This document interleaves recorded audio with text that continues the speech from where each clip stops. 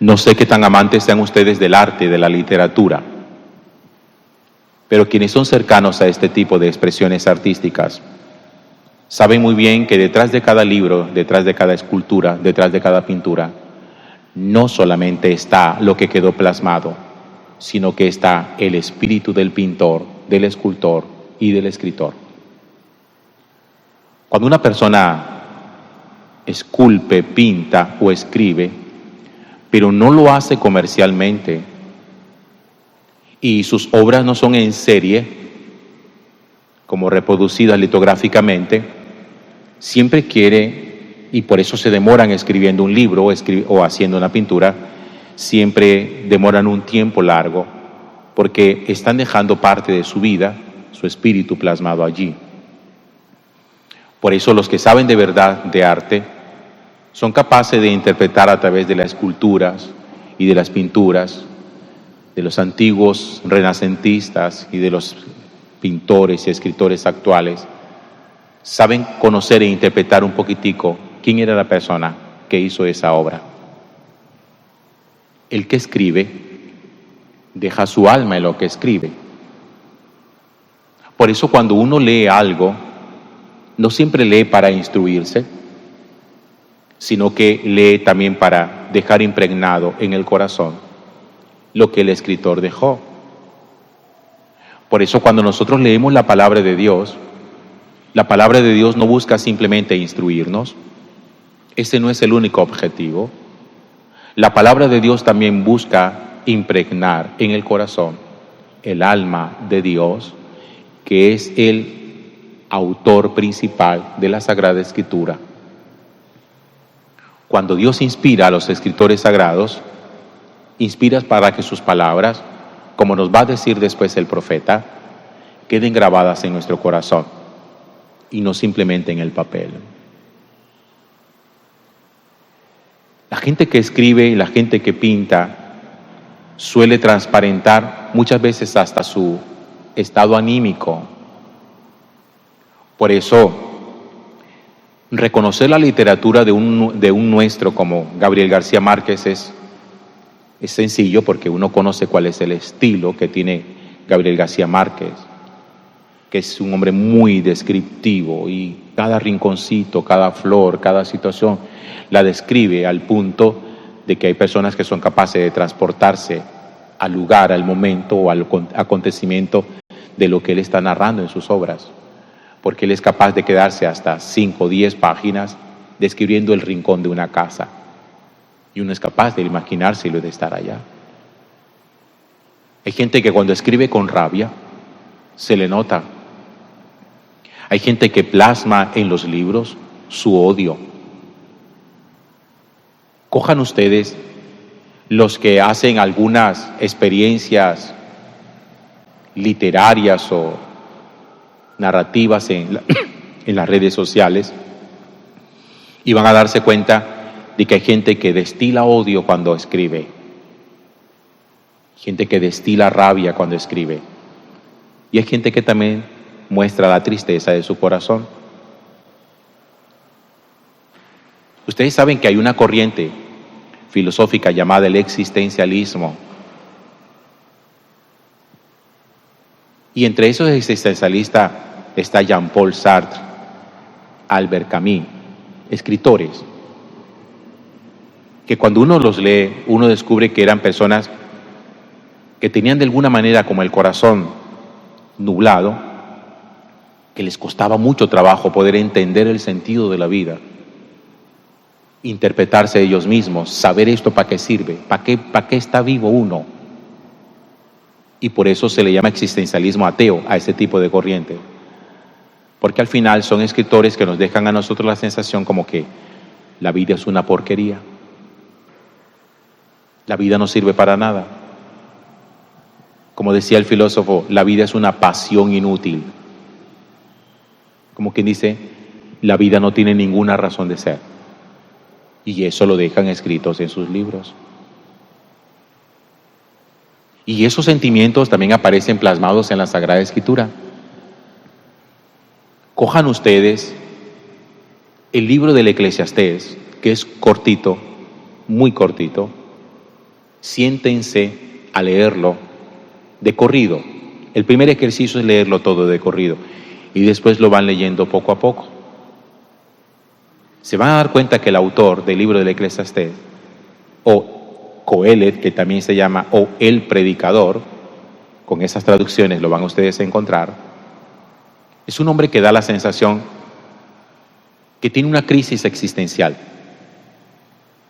A mí me gusta la Sagrada Escritura, que la palabra de Dios no oculta ninguna de las emociones humanas, ni nos hace a nosotros aparentar de que somos como ángeles, no. A veces la gente critica la Biblia porque dice que en la Biblia hay mucha sangre, hay mucha perversión, hay mucha maldad. Y es verdad, es cierto, aunque sea inspirada por Dios, pero es que la Biblia muestra quiénes somos nosotros, y nosotros somos eso. Somos sangre, somos perversión, somos nobleza, somos conversión, somos crimen, somos pecado, somos tristeza. Y eso es lo bonito de la palabra de Dios. La palabra de Dios no desconoce quiénes somos los seres humanos, y Dios nos lo revela, Dios nos lo muestra. Y este autor del libro del Eclesiastés, o el Coelet, es un hombre que cuando uno lo lee da la sensación que tiene una crisis existencial enorme, de esas que nosotros seguramente en algún momento de nuestra vida hemos vivido. Creo que todos los adultos que estamos aquí lo hemos vivido. Yo no creo que a nadie haya vivido una vida en donde todos los días sea felicidad, como que saltando por el prado y cantando y sintiendo que estamos en medio de venaditos y de florecitas y de gacelas. No, todos nosotros sabemos lo que significa una crisis. Levantarse uno un día harto de todo, aburrido de todo, que nada le sabe a nada. Incluso con esa palabra, que la vida es una porquería y que la vida es inutilidad. Pues el autor del libro del Eclesiastés, el predicador, el Coelet, nos muestra a nosotros eso, para que vean que los hombres de Dios, inspirados por Dios, no son ajenos a las cosas que los comunes y corrientes vivimos día a día. Para que usted no crea que sus crisis son solamente suyas, para que usted no ande preguntándose, ¿y esto por qué me tiene que pasar a mí? Nada de lo que le pasa a usted le pasa solo a usted. Estas son cosas comunes que todos los seres humanos vivimos. Entonces no se crea como que Dios me la tiene velada a mí, solamente me la montó a mí, esto es únicamente conmigo, esto solamente me pasa a mí. No, a todos nos puede pasar cualquier cosa. Aquellas cosas que uno cree que nunca le pueden pasar, le pasan a uno. Y ese día uno aterriza. Y fíjense cómo empieza el libro del Coelet, del Eclesiastés, en el capítulo 1, justamente, el inicio de la lectura de hoy. Empieza diciendo, vanidad de vanidades. Fíjense esa expresión tan pesimista. El pesimismo arranca desde ahí. Vanidad de vanidades. Todo es vanidad. Y empieza a hacer preguntas el autor del libro del Eclesiastés. ¿Qué saca el hombre de todos los afanes con que se afana bajo el sol?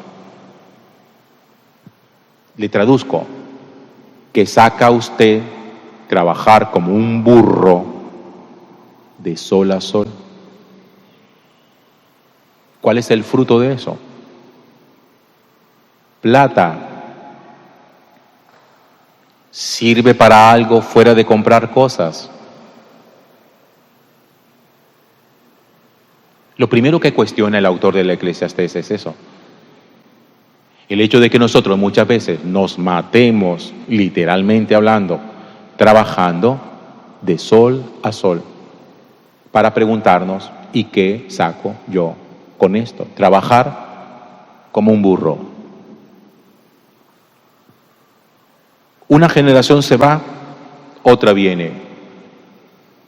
Pero la tierra siempre permanece. Como quien dice, ninguno de nosotros vive aquí para siempre. Y olvídese de ese cuento de que usted es el ombligo del universo. Generaciones anteriores estuvieron a nosotros, somos esta generación, hay otra generación que está en camino, que son la de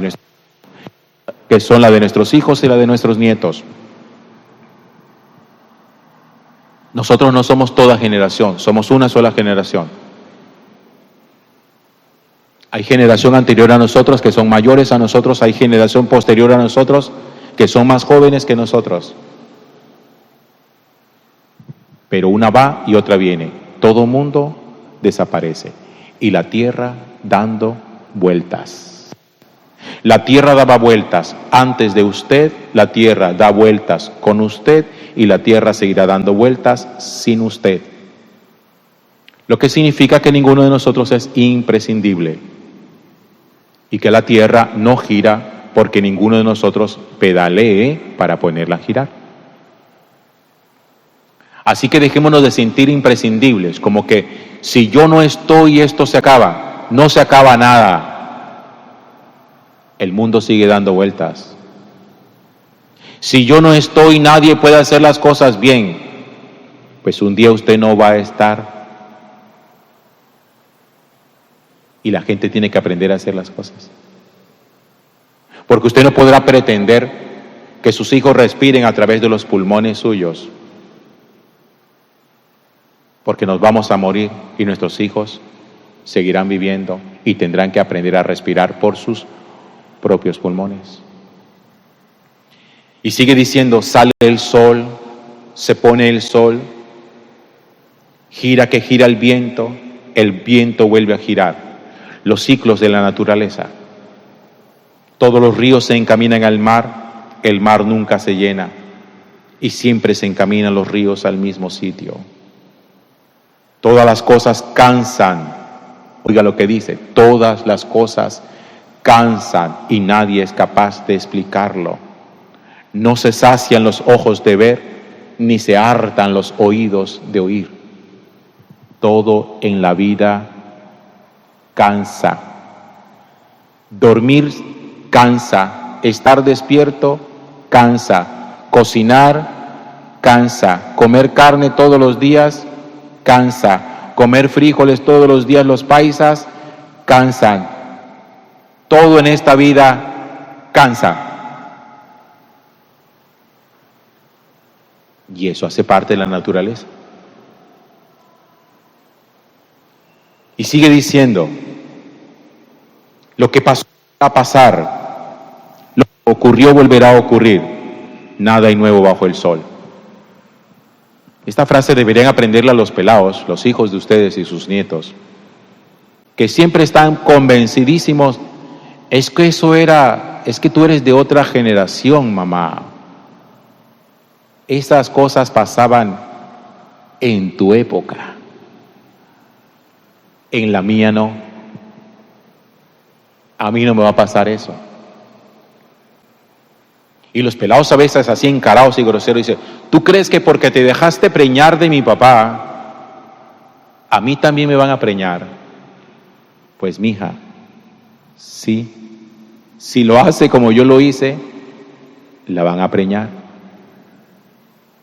No crea que solamente la generación anterior preñaba, esta generación también preña y la próxima preñará.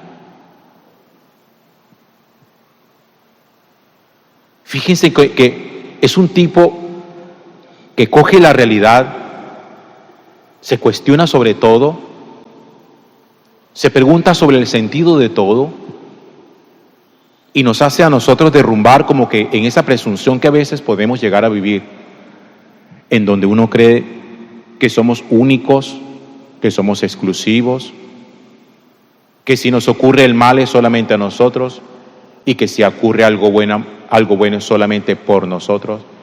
Y nos dice el autor del Coelho, todos nosotros compartimos la misma condición humana, todos nosotros compartimos una misma humanidad. Ahora, claro está que el autor del libro del Coelho también tendrá que dirimir esa situación porque no puede quedarse en ella. Uno no puede tampoco vivir toda la vida, desde que tiene uso de razón hasta el día de su muerte, preguntándose siempre lo mismo. Eso sí sería una cosa angustiante, que uno todos los días de su vida piense que la vida es una porquería. No, eso sí es invivible. Por eso el autor del Eclesiastés, después de un largo discernimiento filosófico, espiritual, anímico, existencial, tiene que encontrarle una solución a esto.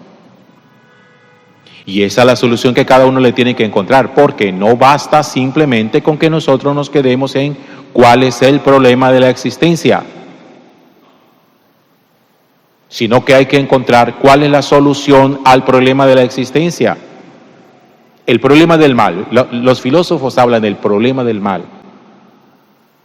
¿Cómo se entiende y se dirime el problema del mal? Y a eso le han gastado filosofía por años y años, desde los inicios de la humanidad, tratando de explicar el mal, por qué existe. El libro de Job es un planteamiento de esos. ¿Por qué existe el mal? Y eso tiene que ser solucionable. Y eso se soluciona en la medida en que cada uno empieza a establecer delante de Dios y con el Señor una relación, porque la solución de eso no es intelectual. La solución al problema no es filosófico. Escuche, no es filosófico, no es mental. Porque eso no se soluciona como diciendo 2 por 2 son 4. Ni eso se soluciona diciendo que el problema del mal es porque sí. Eso no se soluciona así. Esa solución se encuentra de manera relacional, mediante una relación con Dios, solo de cara a Dios, solo con Dios. Así como cuando alguien tiene alguna dificultad con alguien, y entonces le pregunta a otro, oye, ¿por qué será que fulano o fulana es así conmigo? Y uno puede decirle, ¿por qué me lo preguntas a mí? Anda, ve, se sientan y lo conversan, a ver cuál es el asunto. Hay preguntas que uno lanza al aire, a ver si el aire o el universo se las responde.